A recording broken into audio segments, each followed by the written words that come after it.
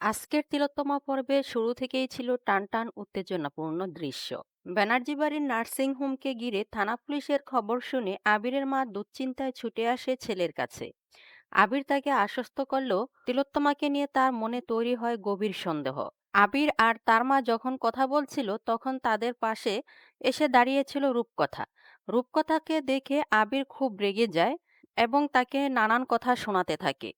আবিরের মাও রূপকথাকে বলে, বাড়ির কথা যদি বাহিরে যায় তাহলে তোমাকে এ বাড়ির ছাড়তে হবে।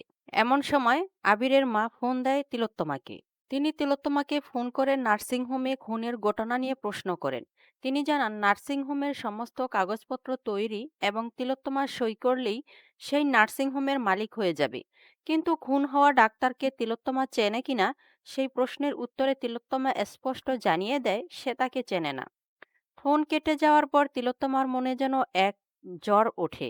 সে বুঝিয়ে দেয় যারা নিরীহ মানুষটিকে পাশবিক অত্যাচার করে হত্যা করেছে তাদের কাউকেই সে ছাড়বে না। প্রতাপ সিং এর বিরুদ্ধেও প্রমাণ জোগাড় করে তাকে শাস্তি দেওয়ার সংকল্প নেয় তিলোত্তমা। অন্যদিকে আবির ও আবাসের কথোপকথনে উঠে আসে আরো ভয়ঙ্কর রহস্য। তারা আলোচনা করে যদি তিলোত্তমাকে মেরে তার দেহ পুড়িয়ে সমস্ত প্রমাণ নষ্ট করে দেওয়া হয় তাহলে সেই খবর থানায় এবং সংবাদ মাধ্যমে পৌঁছালো কিভাবে। এরপর আবার সরাসরি ডাক্তার প্রতাপ সিংকে ফোন করে প্রশ্ন করে। প্রতাপ সিং তখন মিডিয়া ও পুলিশের ঝামেলা সামলানোর চেষ্টা করছে বলে জানায়। আবাসও তাকে সতর্ক করে দেয় এটা শুধু তাদের মান সম্মানের বিষয় নয়, নার্সিংহোমের রেপুটেশনের সঙ্গেও জড়িত। এদিকে তিলোত্তমা যেন সম্পূর্ণ অন্য পরিকল্পনায় ব্যস্ত। পরিবারের সবাইকে নিয়ে সিনেমা দেখতে গেলেও তার মাথায় ঘুরছে নিজের মিশন। সিনেমা হল ঢোকার আগে শিখাকে দিয়ে সবকিছু নিজের পরিকল্পনা অনুযায়ী করিয়ে নেয় সে। এরপর আসে আরো বড় চমক। সিনেমা শুরু হওয়ার পর তিলোত্তমা গোপনে তার এক সহযোগীকে ফোন করে জানায় ইন্টারভেলের সময় সে বাহিরে বের হবে আর সেই সময় রঘু বা দিলীপ যে কোনো একজনকে ছেড়ে দেওয়ার নির্দেশ দেয়। সহযোগী ঝুঁকির কথা বললেও তিলোত্তমা নিজের সিদ্ধান্ত অটল থাকেন।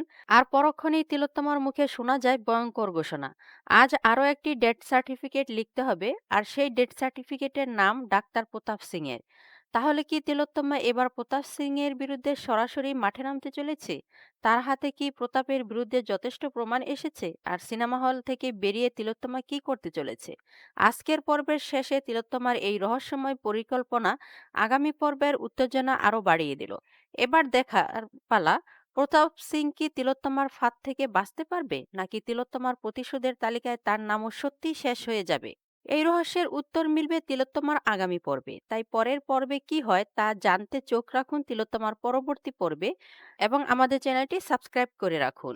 ভিডিওটি দেখার জন্য আপনাকে জানাই অসংখ্য ধন্যবাদ।